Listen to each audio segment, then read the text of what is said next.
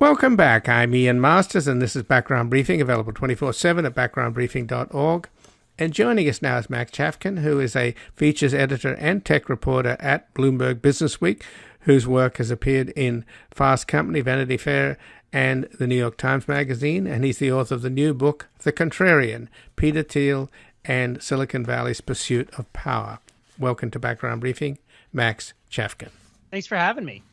Well, thanks for joining us. And on Monday, the CEO of Facebook, Mark Zuckerberg, issued a statement about the resignation from the board of Peter Thiel. He said, "Peter has been a valuable member of our board, and I'm deeply grateful for everything he's done for our company, from believing in us when few others would, to teaching me so many lessons about business, economics, and the world."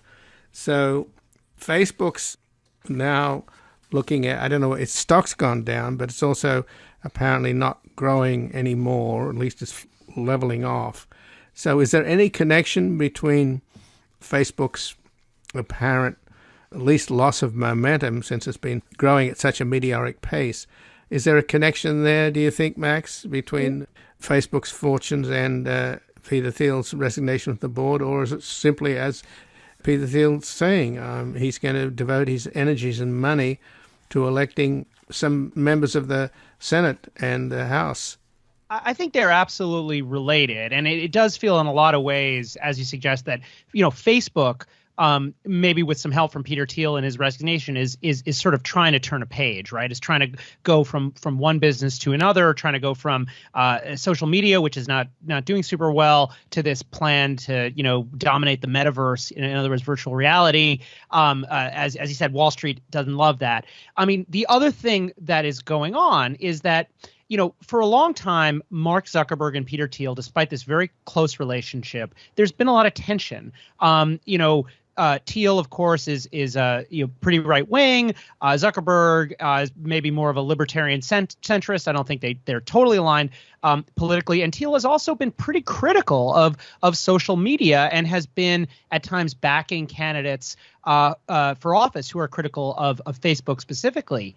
The thing is, though, there's been this kind of mutually beneficial relationship where Thiel provides, an in to the right wing during Trump's, presidency. It was an in to the Trump administration, where Thiel was a prominent, supporter and had served on the transition. And Facebook to Thiel, of course, was, is a real position of power, being on the board of a company that, at times has been worth more than $1 trillion, and having this long relationship with Zuckerberg had been a major source of his power. So what changed? One is that source of power doesn't seem as significant anymore because Facebook is suddenly on the outs, at least with Wall Street, and is struggling with growth. And of course, Donald Trump isn't president anymore. So those political connections are no longer as valuable as they were, during the Trump presidency. And so you have Thiel, pivoting, and the pivot is from, being an advisor to, one of the most powerful people in business, to this political project, which is promoting candidates and funding candidates who kind of represent the, I think, as they see themselves, kind of the Trump movement of the Republican Party, where, they're running on, hardcore immigration restrictions, nationalism, populism, and of course also the kind of stop the steal stuff, sort of winking at voters in various ways and implying that the 2020 election was stolen. And in 2019, Zuckerberg and Thiel had a private dinner with President Trump, and Thiel is worth between $2.5 and $3 billion. He has 10%, I think, of Facebook's stock. So that's a good chunk, isn't it? Well, yeah. So Thiel's net worth actually probably quite a bit higher than that, mostly because the market has gone up a lot since you're citing, I think, a Forbes estimate, and the market is has gone up a lot. I'd say it's above $5 billion, maybe even getting close to $10 billion. And he actually, this is kind of interesting. For a time, Thiel had 10% of Facebook, but he actually sold that stock a really long time ago. And for many years, actually, his holdings in the company, his stock holdings were not that significant. Most of his wealth is coming, from his other investments, particularly Palantir, which is a kind of tech defense contractor that he founded at the same time that he, basically was getting involved with Mark Zuckerberg and helping to get Facebook started. So he hasn't been that invested in this company, but it's been this kind of close personal relationship and a political alliance, which the story that you just mentioned, the Trump, this situation where Zuckerberg is meeting with Trump and Thiel is serving as kind of a power broker between them, had been a bit both a critical thing for Facebook and a way for Facebook to avoid, in my opinion, and based on my reporting, the ire of the Trump administration, and of course, a way for Thiel to position himself politically as this person who's on the right, but who kind of has credibility with Silicon Valley. And again, I'm speaking with Max Chafkin, who is a features editor and tech reporter at Bloomberg Businessweek, whose work has also appeared in Fast Company, Vanity Fair, and the New York Times Magazine, and he's the author of the new book, The Contrarian, Peter Thiel and Silicon Valley's Pursuit of Power. And Thiel, since he's now going to devote his energies in leaving the Facebook board to electing some of his candidates, Blake Masters in Arizona running for the Senate, who is the chief operating officer of Peter Thiel's family office, and also J.D. Vance in Ohio, who worked for one of Thiel's venture funds. He's also working on backing 4 Senate candidates and 12 House candidates. He's also going to be appearing with Donald Trump Jr. soon, I think, in Wyoming at a big fundraiser. He's co-hosting an event called Wyoming Values PAC, a super PAC supporting Wyoming Republican Harriet Hagman, who's waging a primary challenge against Representative Liz Cheney. So he's out there on the Trumpster right of the Republican Party, backing these very Trumpian candidates. So could Peter Thiel become, since he's now worth $5 billion as opposed to 2.6, could he become the biggest donor in terms of trying to finance a comeback of Donald Trump? So, he hasn't been, until this cycle, that he's been a very prominent donor. He's somebody who gets a lot of attention and who's written a handful of big checks, but he wasn't really in the kind of upper echelon with, Sheldon Adelson and George Soros and, kind of these billionaires who are really politically active, until this cycle, until this decision to put, $10 million behind J.D. Vance's candidacy, $10 million behind Masters, and it appears there's more. He's raised a good deal of money for Hageman, who's running against Liz Cheney, and what you're seeing is his efforts, I think, for him to establish himself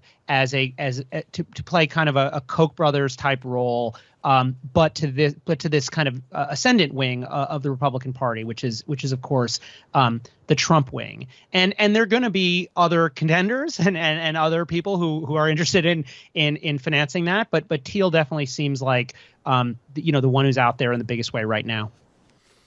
And him and Blake Masters referred to as the crypto bros because they came up with a scheme. I think Blake Masters co-authored 0 to 1, Thiel's book, didn't he? Yeah, Masters is a really interesting candidate. It kind of gets to Thiel's kind of what Thiel is sort of likes in politicians. I mean, he has no conventional experience.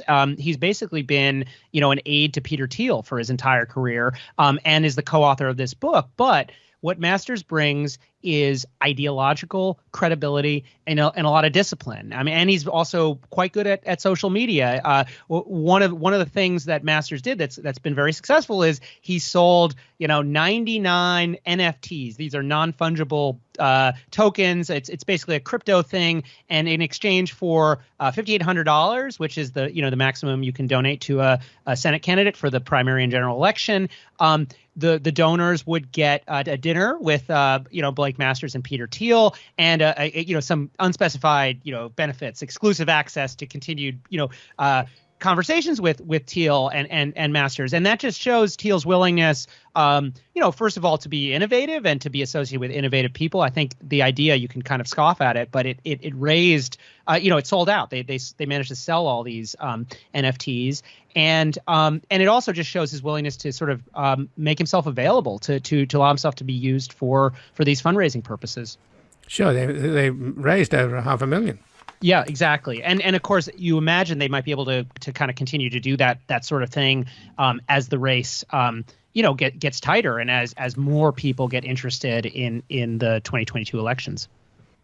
So how is J.D. Vance and Blake Masters doing? I didn't think they were doing that well, but it sounds like with Thiel's backing, he could probably outspend the opponents, couldn't he? Well, so Thiel's backing kind of instantly makes them both credible. I don't think it instantly puts them on top, and certainly doesn't guarantee them a win.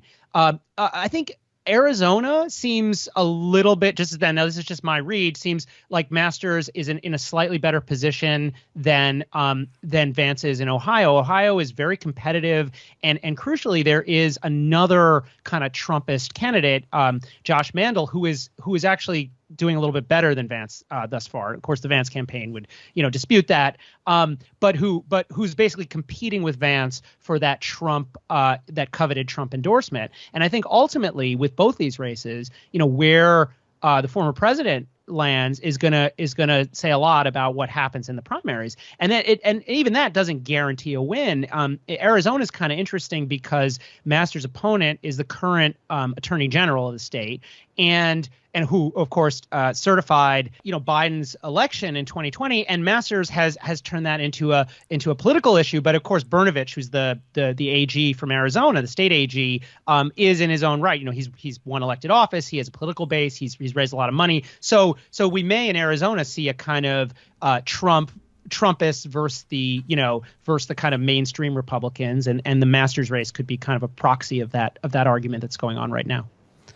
But since you've written this book about Peter Thiel, the contrarian Peter Thiel, and Silicon Valley's pursuit of power, what explains? I mean, he was close to Trump, obviously, and he spoke at the Republican convention when Trump was nominated. And as I mentioned, he had that dinner in 2019 at the private dinner at the White House with Mark Zuckerberg and Trump. What does he see in Trump? I mean, I know he's a libertarian, but Trump has no ideology. Mm-hmm. It's all about him. Trump's ideology is Donald Trump.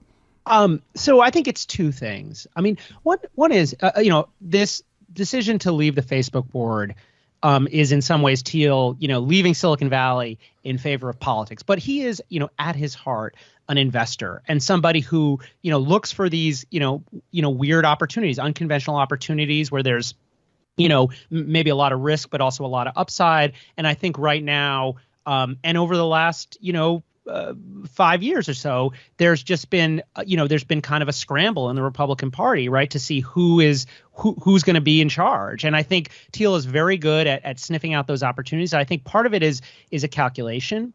And the other part of it is that I think there are parts of Trumpism that really appeal to Peter Thiel. Peter Thiel, much of his career, people don't know this, but was in kind of right-wing activism, and one of his big issues, maybe his most important issue, has been this concern about political correctness. This fear that the left controls all these cultural institutions and is suppressing conservative thought and conservative voices. And that, of course, was very much at the core of Trump's candidacy, and Trump's appeal, I think, to the average voter. And I also think, Trump is just, and this gets back to what I was saying at the beginning, Trump, it was kind of a high risk, high reward bet, or, Trump was sort of an undervalued asset, and Thiel got behind him and has now, vaulted to a position of prominence. So I think some of it is calculation and some of it is ideology.